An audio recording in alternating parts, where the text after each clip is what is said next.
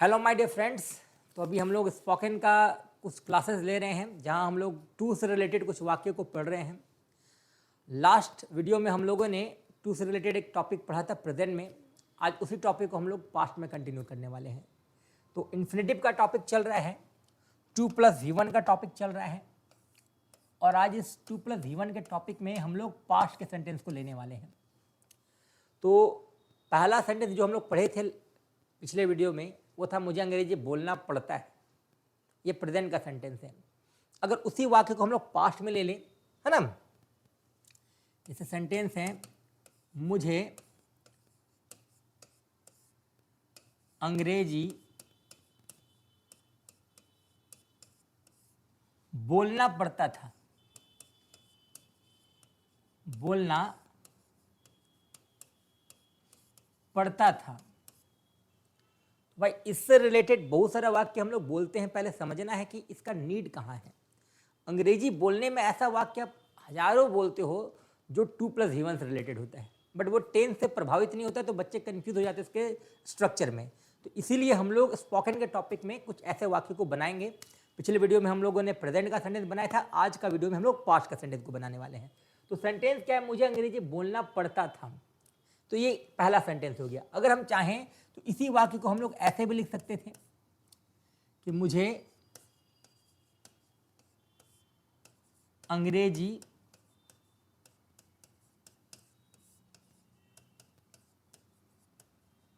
बोलना था, या अगर मैं चाहूं तो इसको हम ऐसे भी लिख सकते हैं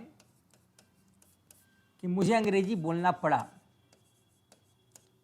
मुझे अंग्रेजी बोलना पड़ा। यही खासियत है हमारे स्पोकन इंग्लिश की। हिंदी आप 3 बोलो, अंग्रेजी एक ही बनने वाला है। चाहे आप सेंटेंस बोलो मुझे अंग्रेजी बोलना पड़ता था, या मुझे अंग्रेजी बोलना था, या मुझे अंग्रेजी बोलना पड़ा, तीनों सेंटेंस का ट्रांसलेशन एक ही होगा, है ना। चलिए, अगर कोई बोलता है मुझे क्रिकेट खेलना पड़ता था, या मुझे क्रिकेट खेलना था, या मुझे क्रिकेट खेलना पड़ा, तीनों का ट्रांसलेशन एक ही रूल से बनने वाला है। तो पहले समझना क्या है कि यहाँ पर सेंटेंस में मुझे अंग्रेजी बोलना पड़ता था, ये है क्या भाई? तो ये एक फोर्स है, ये फोर्स को दिखा रहा है।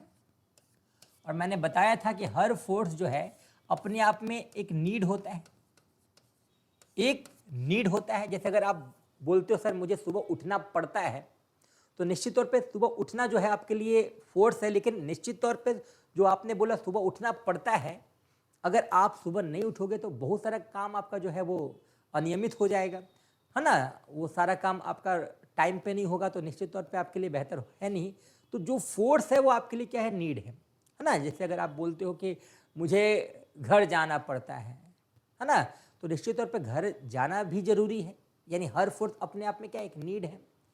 जैसे कुछ बच्चियाँ बोलते सर हम लोग को घर का काम करना पड़ता है, तो भाई घर का काम करना पड़ता है, ये फोर्स आपको भली लग रहा है, लेकिन घर का तो डिमांड यही है ना। तो हर फोर्स अपने आप में क्या होता है, नीड होता है।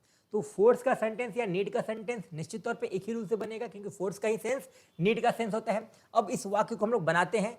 चूंकि सेंटेंस पास्ट का है तो सबको पता है पास्ट का मतलब V2 होता है, तो आपको यहाँ क्या ले लेना है, V2 ले लेना है। पास्ट का मतलब V2 होता है। लेकिन अब सवाल है कि मुझे अंग्रेजी बोलना पड़ता था का मेन वर्ब क्या होगा। देखो यहाँ पर समझना क्या है, यहाँ पर जो मेन वर्ब है ना वो हैव है ना। अब बोलो सर क्या मजाक कर रहे हैं, हैव तो हेल्पिंग वर्ब होता है, आप मेन वर्ब बोल रहे हो। निश्चित तौर पे हैव हेल्पिंग वर्ब होता है, लेकिन वही हैव हेल्पिंग वर्ब होता है जिसके बगल में V3 आए। जिस हैव के बगल में V3 नहीं आता उसको हम लोग मेन वर्ब बोलते हैं। तो यहाँ जो मेन वर्ब है वो क्या है, हैव है, दबाव डालना या जरूरत होना।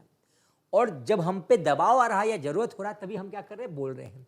तो यहाँ जो मेन वर्ब है वो हैव है।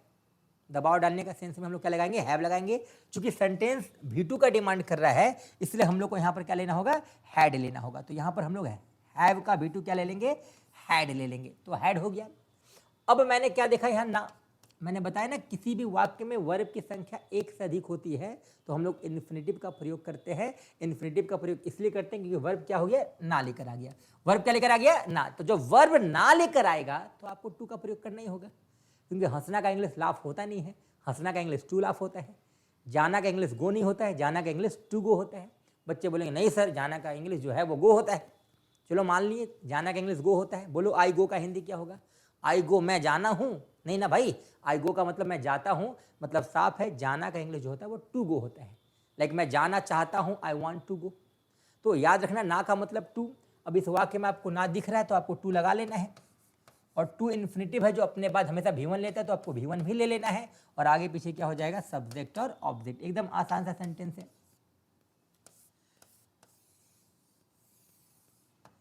तो स्ट्रक्चर हमारे सामने है, subject plus head plus two plus V1 plus object. और मैं आपको बता दूं कि तीनों का तीनों सेंटेंस का स्ट्रक्चर एक ही है। यानी मुझे अंग्रेजी बोलना पड़ता था का भी इसी रूल से बनेगा, मुझे अंग्रेजी बोलना था का भी इसी रूल से बनेगा, और मुझे अंग्रेजी बोलना पड़ा का भी इसी रूल से बनने वाला है। तो चलो सेंटेंस बना लेते हैं बिना समय को वेस्ट किए हुए।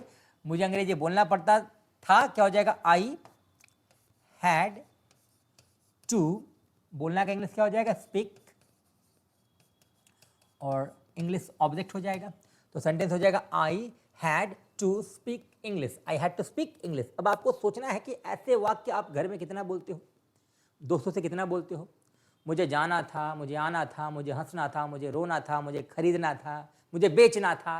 अब सबको इंग्लिश में बनाते जाओ। I had to speak, I had to go, I had to come, I had to write, I had to sleep, I had to watch the TV। समझ में आ रहा? मतलब अब आपको करना क्या, ऐसे रूल से आपको 10 वाक्य बना लेना घर में। पहला प्रेजेंट का मैंने पढ़ाया, अभी पास्ट का पढ़ाया। करीब करीब ऐसा मैं 40 सेंटेंसेज आप लोगों को पढ़ाने वाला हूँ, और ये 40 सेंटेंस आपके स्पोकन को काफ़ी बेनिफिट देने वाले हैं। तो उम्मीद है ये टॉपिक आप लोगों को समझ में आया होगा। नेक्स्ट वीडियो में हम लोग इसके फ्यूचर के टॉपिक के साथ मिलेंगे। बहुत बहुत धन्यवाद।